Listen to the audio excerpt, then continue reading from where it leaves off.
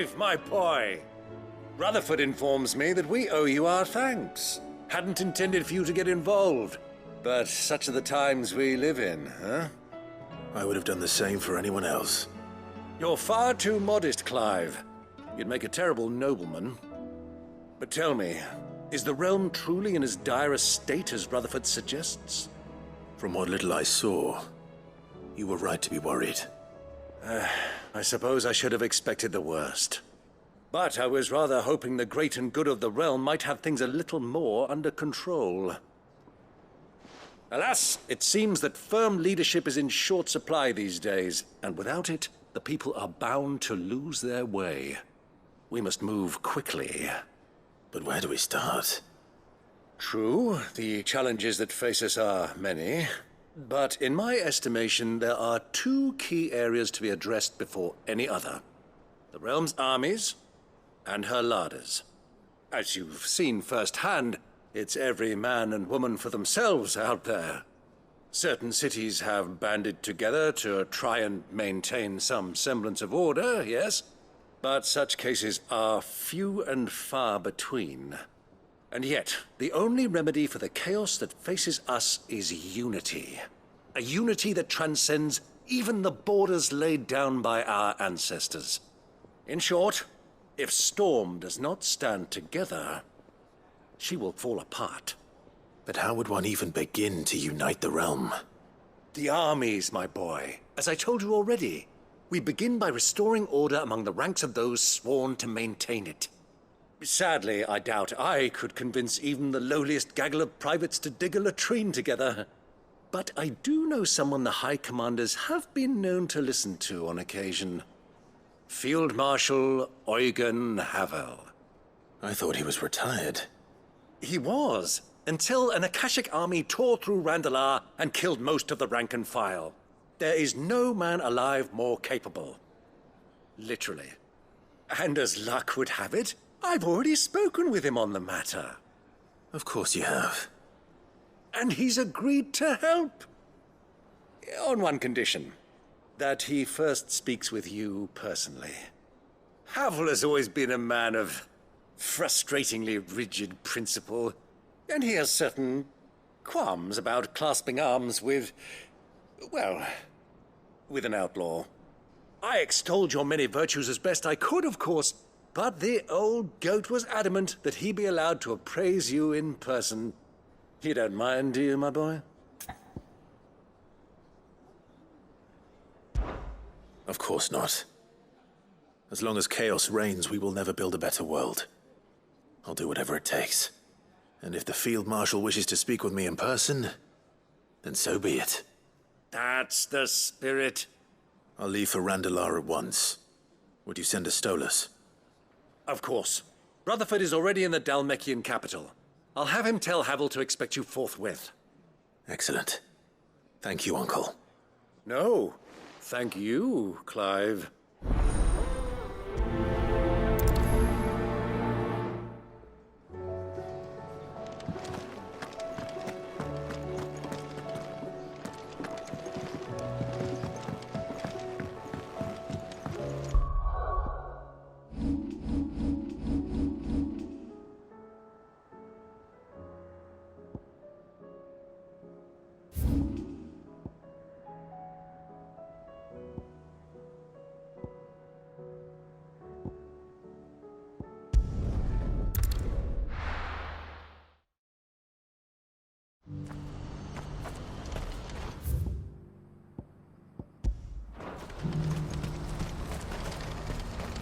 Do you see that too?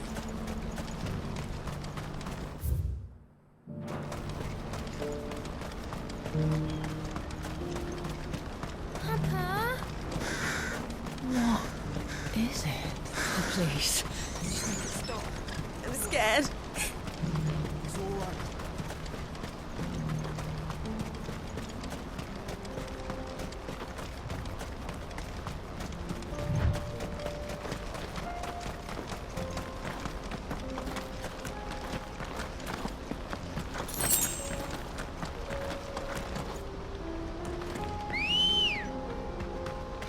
Let's go.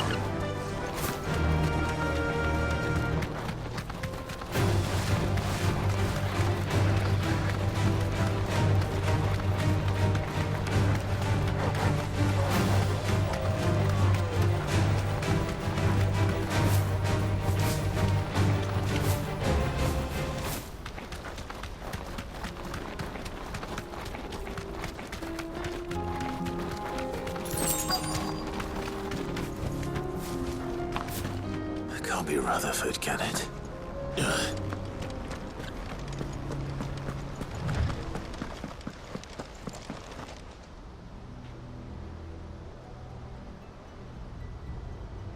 Turncoats and cowards, the lot of you! If it's a fight you want, it's a fight you shall have! Allow me. I don't need your... Please, Field Marshal, oblige him. This won't take long. You're right. It won't. Men, finish him.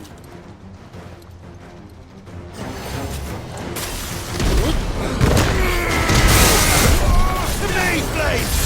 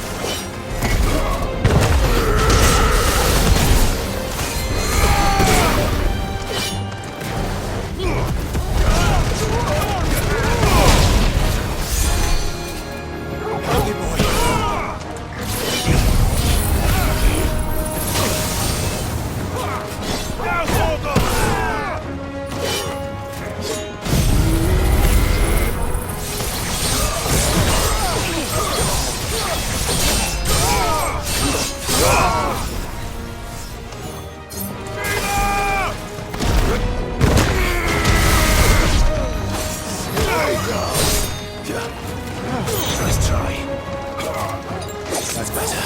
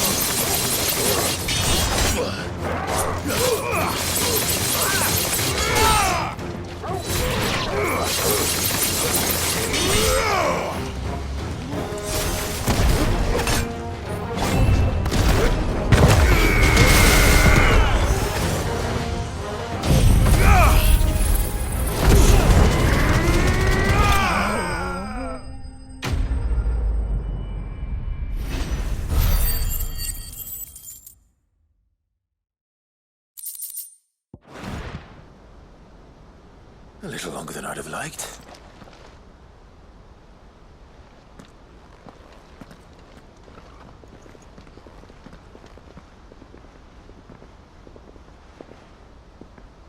Field Marshal Havel, I presume.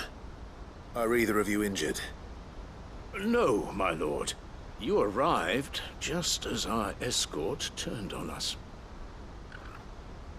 Fucking traitors. I'd heard reports of soldiers in the outlying regions abandoning the oaths they swore. But I hadn't thought the corruption had reached so close to the heart of the Republic. It's a fucking disgrace. Your interfering old bastard of an uncle tried to warn me, of course. My lord Marquis. Or is Sid the Outlaw more to your liking? Call me what you want. It doesn't change who I am, or the urgency of the message I bring. My uncle has a plan to right the realm, and he needs your help to see it through. Before I agree to anything, I'd have you answer one question. What do you stand to gain from all this? I won't deny that I might benefit from further chaos. But I seek a new beginning for all of us. And while the choices I've made may not always have been the right ones, I know I made them for the right reasons. For so long, So many of us have been told how we could live, how we could die, when it should have been our decision all along. Now, we have a chance to put things right. But in order to take it, we must stand together. Even if it be beside those with whom we don't see eye to eye.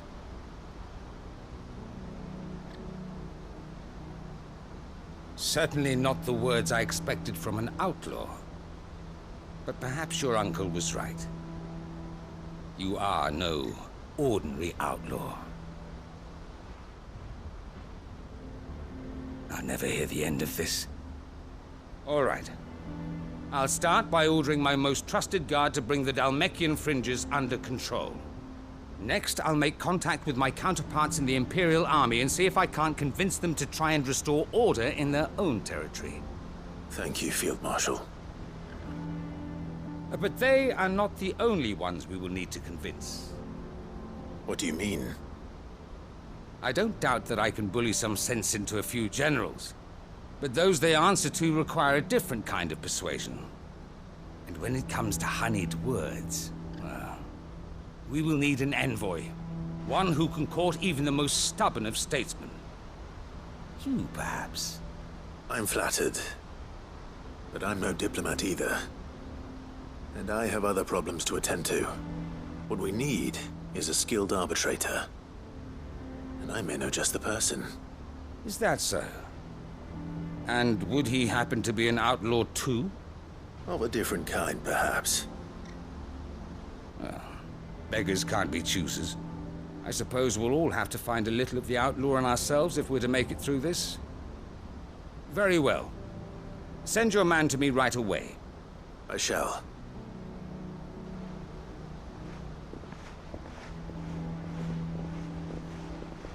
My Lord Marquis. Your Lord Uncle bade me escort the Field Marshal to his manor in Port Isolde. And I will see that my associate joins you there.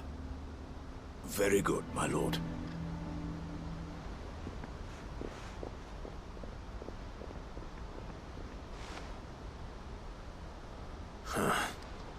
An envoy. I'm not sure I'm the man to talk anyone round. I can barely convince my brother to take his medicine. No. This is a job for someone with experience. Someone like Quinton. I hope I can convince him at least.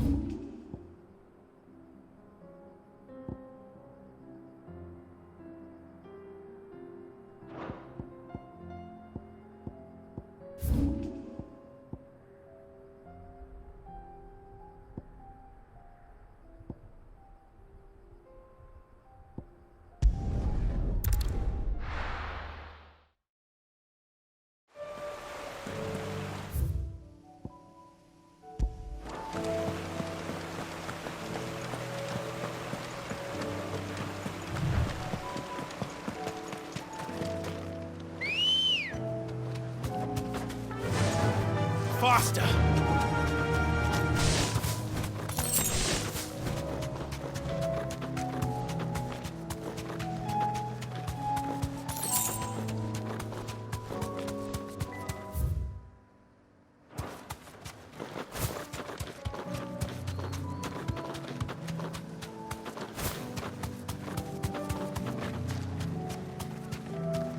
You deserve a rest.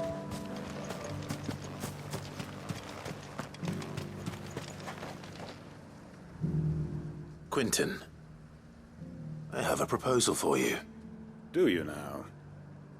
Something tells me you'll be asking more of me than a cask of Gotand gold. Go on then. Propose.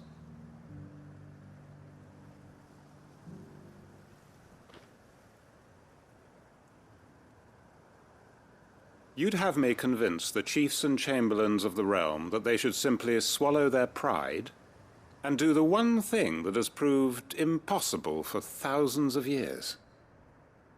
Was there anything else? Perhaps I can fetch you a meat pie as well. I know it's a lot to ask, but I can think of none better suited to the role. And you'd have me give up what little I have left to do it. I told you, Clive. The people of Lostwing are my family, and I cannot abandon them. You'll have to find someone else. I'm sorry to hear that. So am I. And why might that be? What he's asking. How's it any different to what you've done so far? They want you to speak for those who can't speak for themselves. That's what you do best. If it's the vineyard you're worried about, we'll see that the grapes are picked and the tons filled. You know we will. It's not that. Then what is it?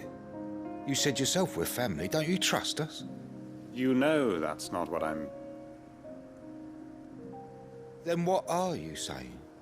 That only we are worth saving? Why turn your back on everyone else? You convinced us we could build new lives for ourselves, and if you can do that, who's to say you couldn't convince the entire realm? A stirring argument. I fear that any rejoinder I make might fall somewhat flat by comparison. So you'll join us? Where do you need me? Field Marshal Havel will want to speak with you in person. He's currently in Port Isolde. I can arrange for a party of Cursebreakers to accompany you there. That would be very much appreciated. I hear the roads are far from safe these days. Hopefully not for long. My uncle will want to know that his plan is taking shape.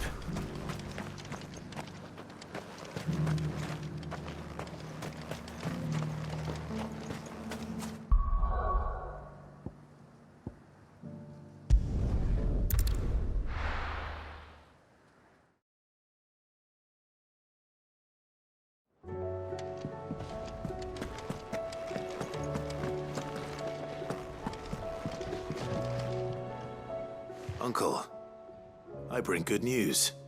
The Field Marshal has agreed to your plan. Ha! Of course he has. I didn't doubt you for a moment, dear boy. Rutherford is accompanying him back to your manor in Port Isolde as we speak. They will await your return there. As will one other. One other? Who, exactly?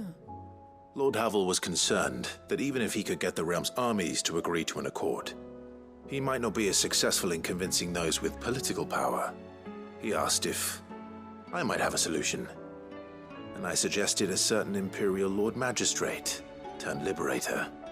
One of your co-conspirators? Master Quentin would probably call me one of his, but yes. Another outlaw, then. Just the thing we need to put these rotten politicos in their places. Good thinking, Clive. I'm glad you approve. The more the merrier, eh? Uncle, assuming Havel and Quentin can solve our problem with the armies, you still haven't mentioned how we might manage the grain shortages. Oh, don't you worry, my boy. The 7 high houses will be seeing to that. They have all agreed to make the most generous of donations. Oh, of course, it did take a little persuasion, but luckily I had some unexpected help. From who? Why, you, my boy. Rumor has it that you rescued the Lady Ariane's head steward Rockford from a horde of bloodthirsty bandits. It was more of a handful. Well, the old battle axe was so pleased. She had a shipload of talents delivered to my private docks by the next new moon. And when the other houses saw the parsimonious old crone's purse strings finally loosen, They as good as tripped over themselves in the rush to follow suit. I'm happy to hear it. Now, I must be getting back to the manor. Join us there at your earliest convenience, would you? Of course, Uncle.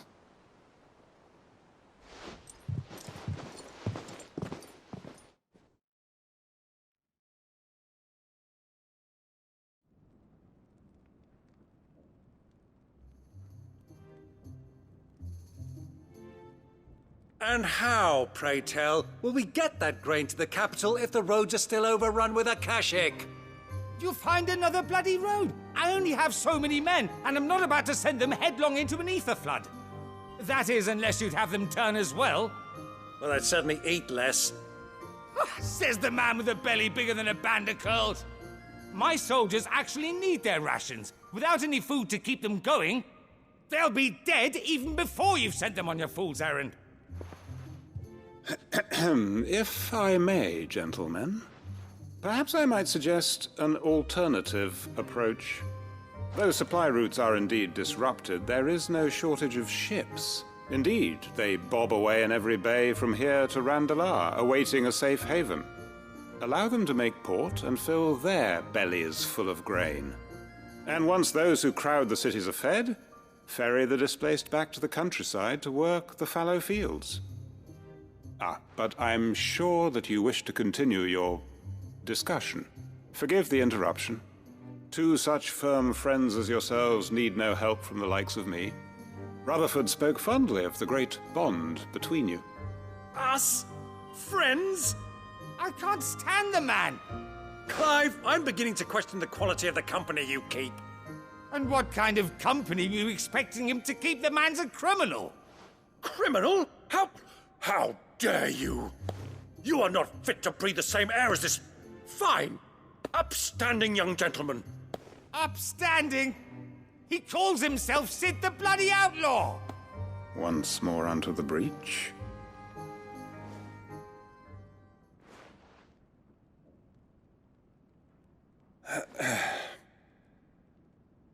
Shall we begin again? What we seek here is not to create a new nation, nor to claim the thrones of those that already exist. We wish simply to bring stability to the realm that mankind might weather the current storm. And to do that, we must convince those in power, the generals, the statesmen, the nobles, that our cause is just.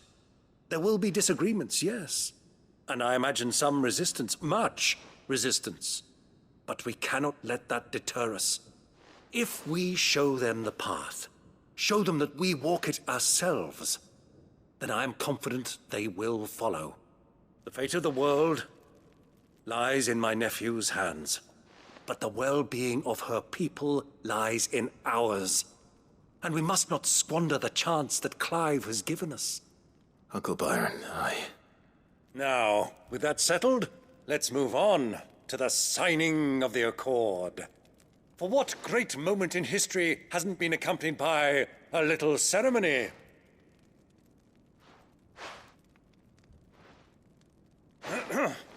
Citizens of Valisthea, I present to you the Triunity.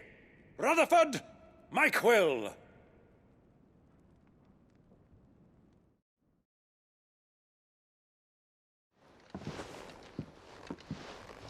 Well, my boy, the stage is set.